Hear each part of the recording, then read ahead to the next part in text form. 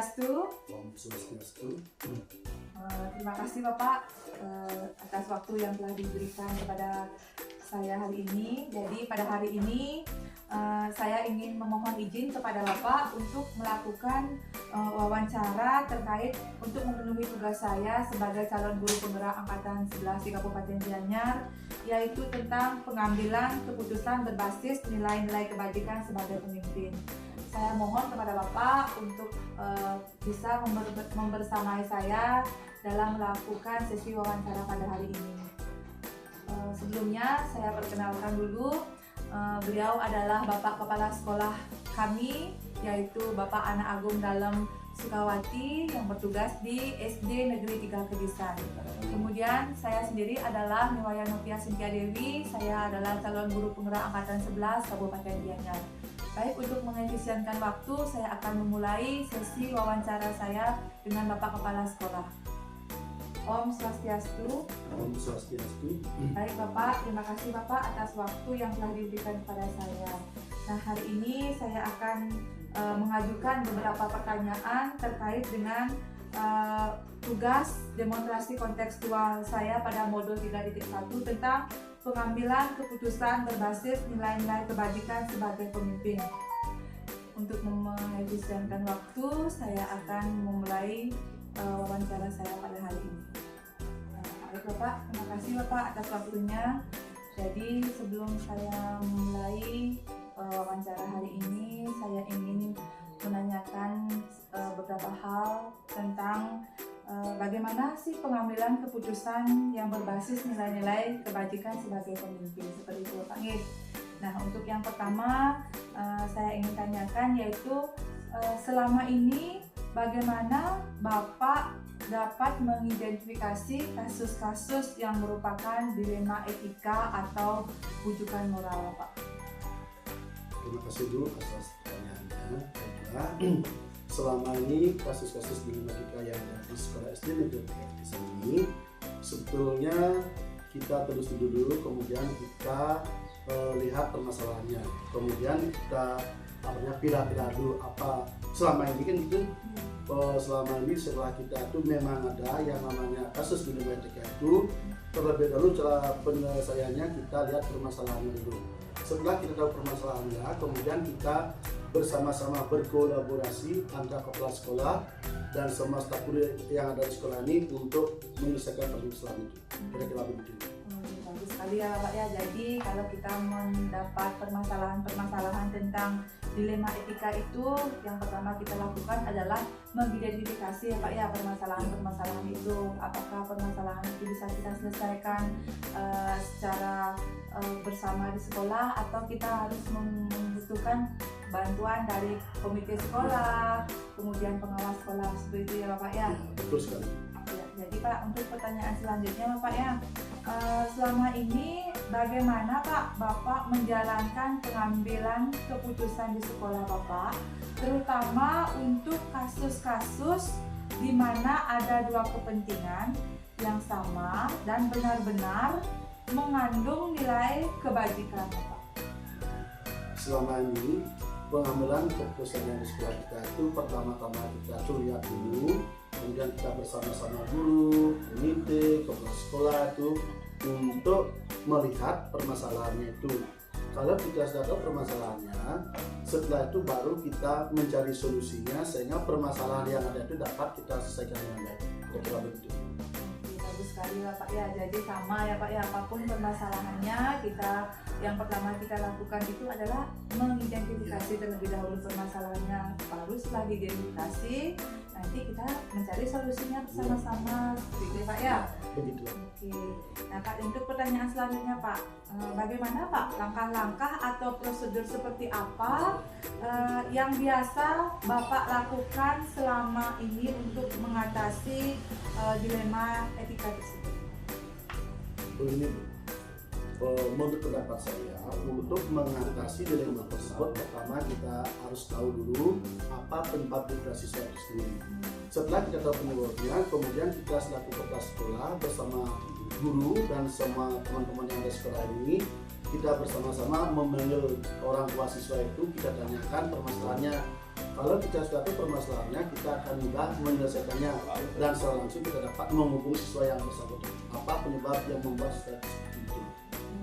Baik Pak, berarti kita pertama lagi juga harus mengidentifikasi permasalahannya. Kalau misalnya kita harus membutuhkan bantuan dari orang tua untuk memecahkan permasalahannya tersebut, kita panggil lagi orang tuanya, seperti itu Pak ya? Ya, betul sekali itu. Oke, ini Pak. Nah, untuk pertanyaan yang keempat nih Bapak nih, hal-hal apa saja Pak yang selama ini Bapak anggap efektif dalam pengambilan keputusan pada kasus-kasus dilema etika Bapak? Selama ini pengambilan keputusan efektif di sekolah kita itu sudah pasti Bu. Kita ini bersama teman guru semua itu bersama-sama itu untuk memecahkannya dulu, kira-kira mana yang terbaik bagi kita semua harus kita kerjakan terlebih dahulu, sehingga permasalahan yang di sekolah kita dapat mudah kita tegas dengan baik. Oke, berarti harus ada prioritas ya Pak ya, yang mana harus terselesaikan terlebih dahulu, kita prioritaskan yang itu Pak ya. Ya. Nah sekarang Pak, kalau misalnya hal-hal apa saja nih Pak yang selama ini Bapak temukan tantangan dalam pengambilan keputusan pada kasus-kasus dilema etika tersebut Pak? Biasanya dalam pengambilan dilema etika itu kita kan tahu biasanya banyak pendapat yang ada itu, dari sekian pendapat yang ada pasti berbeda-beda. Kemudian kita cari persepsi yang sama. Di antara semua pendapat yang ada itu mana kira-kira yang baik bagi kita, yang kita bisa gunakan bersama di sekolah, itu yang kita jalankan supaya permasalahan itu dapat tidak terulang kembali. Oke, luar biasa sekali ini Bapaknya. Jadi tantangan yang Bapak hadapi selama ini itu karena perbedaan pendapat seperti itu ya. Tapi dari perbedaan pendapat itu nanti Bapak kita satukan pendapat seperti itu, baru kita memutuskan apa yang harus kita lakukan seperti itu Bapak ya. Betul sekali. Jadi untuk selanjutnya Bapak, apakah Bapak memiliki sebuah jadwal tertentu dalam sebuah penyelesaian kasus dilema tersebut, atau apakah Bapak langsung menyelesaikan permasalahan tersebut di tempat, atau Bapak memiliki jadwal untuk menyelesaikannya misalnya dalam bentuk prosedur seperti apa yang akan Bapak jalankan seperti itu? Begini Bu, dengan banyaknya ada masalah seperti itu, tergantung masalah sekarang, sebetulnya alangkah baiknya kalau kita jadwalkan supaya kita dalam jadwal itu khusus dapat membahas permasalahan-permasalahan yang ada dalam jadwal itu. Misalnya pertama kita membahas tentang anak siswa yang misalnya anak yang malas sekolah, kita fokuskan ke sana dulu. Pertama kita tanyakan orang tuanya apa penyebabnya itu malas datang sekolah. Setelah itu kita bersama guru, komite dan teman-teman semua ini memanggil siswa itu menanyakan ketidakhadiran di sekolah program itu. Oke, berarti yang pertama kita lakukan adalah membuat jadwal tentang permasalahan siswa tersebut. Jadi dari kita sudah membuat prosedur jadwalnya itu, nanti kita bisa tahu apa yang harus kita lakukan. Misalnya yang lebih urgent seperti Paknya, yang terlebih dahulu permasalahan yang mana yang harus kita dahulukan terselesaikan seperti itu Pak ya. Bagus sekali Bapaknya. Nah Pak, untuk pertanyaan selanjutnya Bapak, adakah Pak seseorang atau faktor-faktor apa saja selama ini yang mempermudah atau membantu Bapak dalam pengambilan keputusan dalam kasus-kasus dilema etika ini Pak? Terima kasih Bu.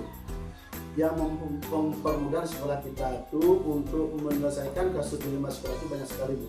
Karena adanya teman-teman di sekolah, karena ada ketua komite yang bersama-sama kita itu mintakan bantuan untuk menyelesaikan permasalahan di sekolah ini. Kalau kita sudah bersama-sama memecahkan permasalahan itu, jadinya permasalahan yang rumit itu akan dapat kita selesaikan dengan baik. Luar biasa sekali ya Bapak ya. Berarti kita di sekolah, artinya Bapak di sekolah Bapak ini, Bapak mengaktifkan, artinya melibatkan seluruh stakeholder yang ada di sekolah kita untuk membantu kita dalam memecahkan permasalahan yang kita hadapi. Kalau misalnya kita tidak bisa di dalam ruang lingkup sekolah memecahkan permasalahannya, kita meminta bantuannya kepada komite pengawas sekolah seperti itu ya Bapak ya. Betul sekali. Baik Pak, luar biasa sekali Pak ya. Untuk pertanyaan terakhir nih Pak ya. Nah dari semua hal yang disampaikan, pembelajaran apa yang dapat Bapak petik dari pengalaman Bapak tentang pengambilan keputusan ini, Bapak? Terima kasih. Sudah pasti banyak sekali pengalaman yang kita dapatkan dari permasalahan-permasalahan yang ada di sekolah kami. Dari semua permasalahan yang ada itu kita dapat pilah-pilah, kemudian kita dapat mencari di antara semua permasalahan itu mana yang baik yang dapat kita gunakan bersama teman-teman di sekolah itu kita laksanakan. Yang kurang baik atau yang kurang berkenan di hati kita semua itu mari kita perbaiki bersama, kita susun bersama sehingga semua yang ada di sekolah kita ini dapat dengan baik dan aman. Oke Pak, luar biasa sekali ya Pak ya. Jadi pembelajaran yang mungkin dapat Bapak petik dari pengalaman Bapak tentang mengambil keputusan dilema etika ini yaitu memilah atau memilih apa namanya Pak, permasalahan yang dihadapi, kemudian secara bersama-sama dengan stakeholder yang ada di sekolah kita mencari solusinya, seperti itu Bapak ya. Pak, baik sekali Pak, terima kasih Bapak ya, Bapak sudah menemani saya di sini untuk berbincang-bincang sebentar. Ini Bapaknya, terima kasih Bapak atas waktunya sudah berkenan untuk melakukan wawancara pada hari ini. Baik Bapak, terima kasih Bapaknya untuk waktu hari ini. Demikianlah wawancara pada pertemuan kita hari ini Bapak ya. Karena Bapak sudah menyampaikan dan Bapak juga sudah memberikan jawaban secara jelas, kemudian secara terbuka, dalam pemaparannya tadi juga sudah sangat luar biasa, bagus sekali Bapak ya. Nah sekali lagi Pak, saya ucapkan terima kasih atas waktunya sudah berkenan melakukan wawancara pada hari ini. Akhir kata saya ucapkan Om Santi Pak, Om Santi Santi Santi Om. Terima kasih Bapak ya.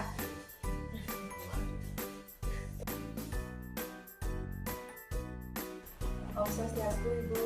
Om Swastiastu Ibu. Selamat sore Ibu. Selamat sore atas waktunya yang telah diberikan kepada saya.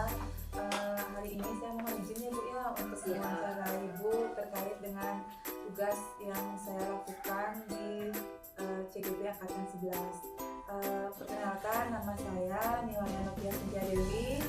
Saya bertugas di SD Negeri 3 Kediri. Hari ini saya ingin mewawancara Ibu tentang pengambilan keputusan berbasis nilai-nilai kebajikan sebagai pemimpin. Apakah Ibu bersedia Ibu? Iya, bersedia Ibu Novia. Terima kasih Ibu.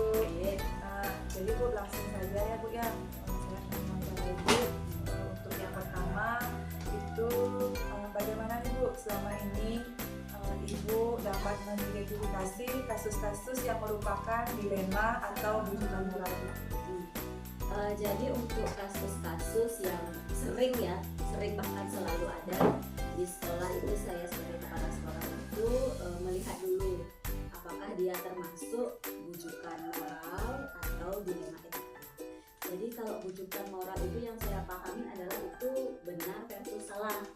Jadi apakah itu benar versus salah. Kemudian kalau dilema etika itu adalah benar versus benar. Jadi dari identifikasi yang pertama itu, jika misalnya dia bujukan moral itu sudah pasti melanggar aturan. Jadi saya pengambilan keputusannya adalah sesuai dengan aturan yang berlaku.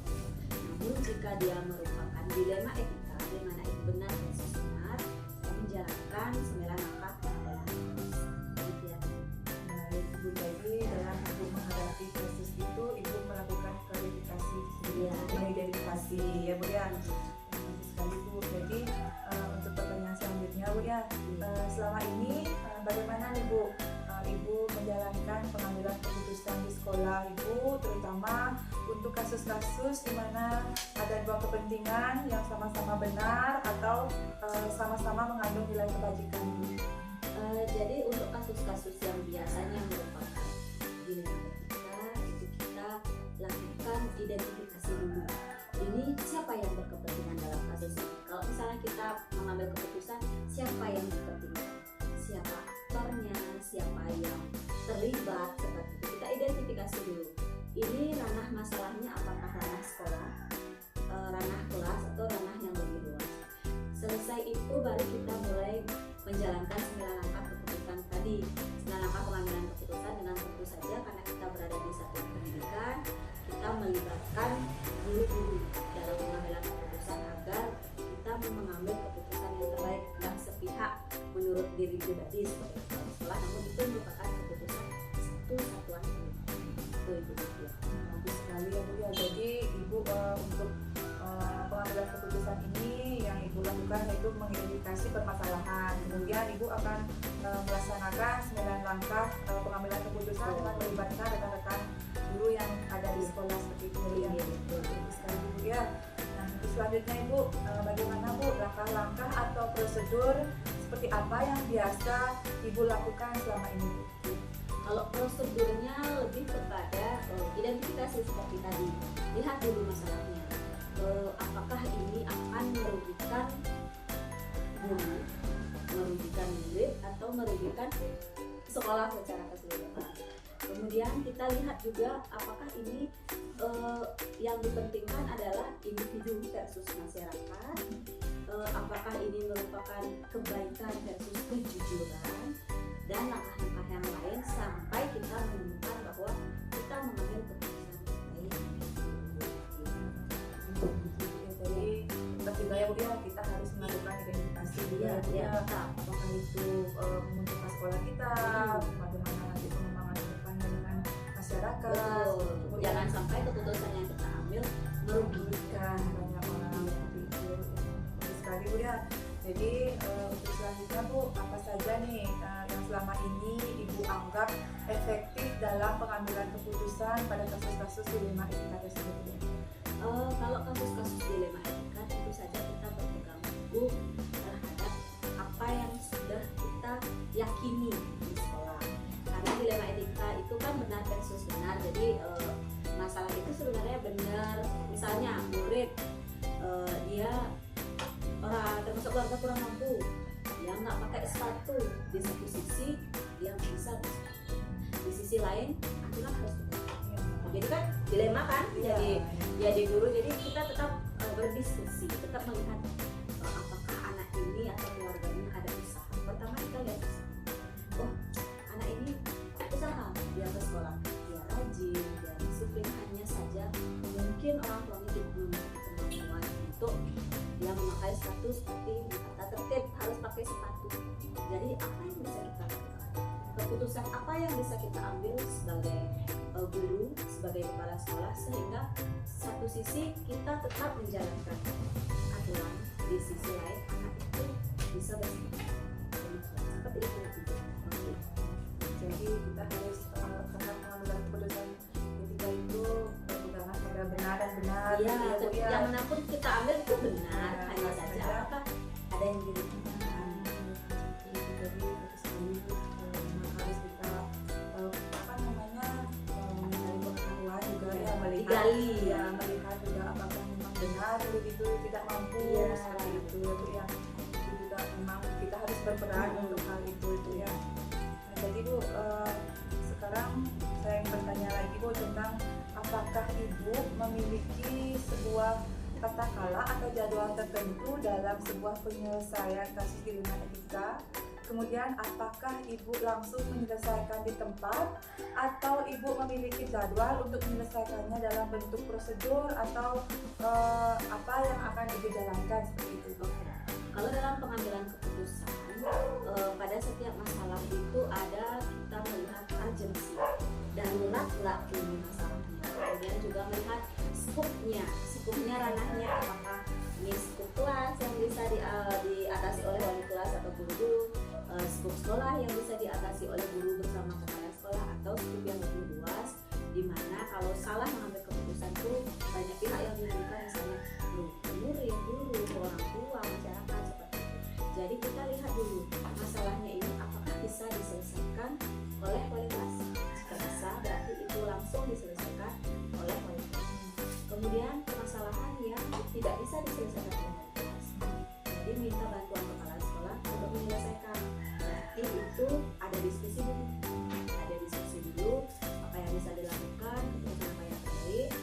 Kalau bisa langsung diatasi di hari yang sama, diatasi. Namun kalau masih perlu berdiskusi kembali, melihat hal-hal lain yang perlu ada juga permasalahan yang cakupannya lebih luas dengan pengambilan keputusan melibatkan orang-orang yang berkepentingan, ditambah seperti ditambah kepala sekolah, ditambah para komite, atau ditambah dengan orang tua murid dan kepala sekolah.